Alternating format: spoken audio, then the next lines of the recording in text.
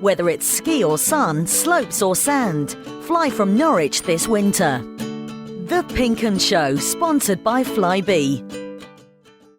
Welcome to Colney. Michael Bailey, David Freezer. We've just spoken to Alec Neil and Alec Neil and Ryan Bennett ahead of Norwich's trip to Queen's Park Rangers tomorrow after the international break. It's been a long old 2 weeks, hasn't it? And a curious situation, because I guess they're going to come out and say some things, but we really need the reaction on the pitch, don't we? What did you make of Alec's demeanour and what he said? Yeah, okay. I probably feel a little bit more confident about tomorrow, having listened to what he had to say.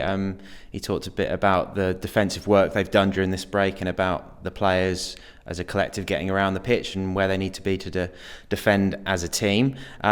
He was a little bit defensive when it was put to him about team spirit and whether they are in a bit of a bubble here at Colney sometimes, because for instance, today you come up here and Alex and Ryan Bennett are both kind of full of the joys of spring almost, and it's there's no problem when quite clearly there is. But yeah, as you've just said, it all comes down to showing that reaction on the pitch, isn't it? And if you don't get it, if it is not shown tomorrow, then there's big problems. There is indeed. Ryan Bennett was quite steadfast in the fact that the group are very together, the team spirit's very good, and all the things that people are perceiving from performances on the pitch aren't reflective of how it is here. Just wish we'd see more of it on the pitch then, really, don't you? That's the kind of the elephant in the room almost, isn't it? That's what everyone's hinting at and isn't necessarily getting the straight answer on. I mean, we were at the Community Sport Foundation quiz last week, weren't we? Which I think we won, didn't we? Yes, Dave, we did win. Probably shouldn't have mentioned that. You see Ryan in that, and he said that they take the kids trick-or-treating and things like that, and that they have plenty of team spirit. It's just that the fans don't necessarily see that. And he did reference the Wayne Rooney situation that has been in the national newspapers this week, in that it's difficult for professional players to strike that balance where they can be seen in public to be having a good time and doing a bit of team bonding and behaving and doing what is expected of professional footballers nowadays, because they have to live to high standards. So yeah, it's a difficult one for them to sort of publicly show that they've got that team spirit. But like you say, the only way they can really do that is with performances on the pitch and looking united during a game. Yeah, I have to say, I don't know if anyone really cares whether they go out for a beer or not. It's about looking like they're all in it together on the pitch. I know that it seemed to come out with this Wayne Rooney stuff, but to me, it's irrelevant. I don't really care what they do away from the game. I mean, it's great that they go trick-or-treating with the kids. It's great that they do stuff. Of course they do stuff. They're a group of people who work together, and that will be the case. Just show more passion and fight on the pitch, as well as quality. Obviously, we don't want them running around shaking fists and getting sent off. I had a premonition that Norwich would have someone sent off on Saturday the other day. I just feel like it's a game where everyone's going to try and show passion, so someone's going to get sent off. You can use this clip for social media after the game if needed then. Yeah, well, it'll be there. That was Joe and Gemma, by the way, walking past. They didn't want to walk in front of the camera. Very considerate. Very considerate. They could have done, that was fine. Anyway, team news. Ivo Pinto is still out. Norwich haven't won in the league without Ivo Pinto, and he's clearly an important building block in what Norwich try to do. And Louis Thompson's carrying a knock as well.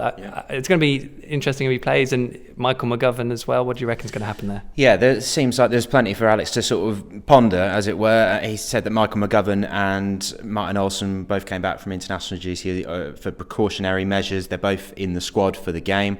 So, I mean, hopefully that's good for him as long as they're fully fit, gives him options.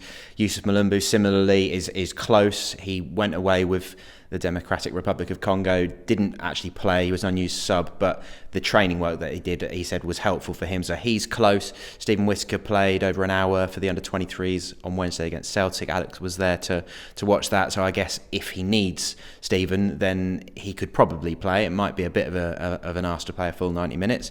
But yeah, plenty of issues to get his head round, and but he said he picked his team, didn't he?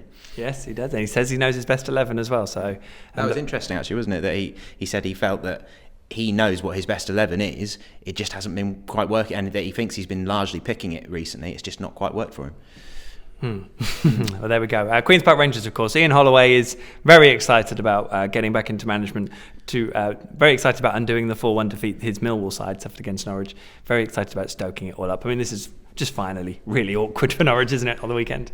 It is, yeah. I mean, are they going to appreciate how awkward it is? I'm still not entirely convinced they do, but no, I was kind of expecting that as well. I put it to both Ryan, Bennett and to Alex that new manager bounce is clearly what Ian Holloway's after. You just got to look at QPR's Twitter feed to see the amount of positive stuff they're throwing out there. They're clearly wanting Loftus Road to be bouncing by the time Norwich and QPR take to the pitch tomorrow. So they have got to be aware of that. The answer that Alex and Ryan both gave was basically all they've got to do is look after their own game. If they play well, if they play at a high tempo, as Ryan put it, then they can burst that bubble by playing well and winning, which sounds like maybe a little bit of an obvious answer, but we all know that football isn't just about the passing of the ball and whether you put the ball in the net, because it's the emotion, isn't it? If Loftus Road is absolutely buzzing and everyone's desperate for that win, then they can be a 12th man, can't they? A home side when it's like that. If you look at when Brian Gunn came in here with Norwich,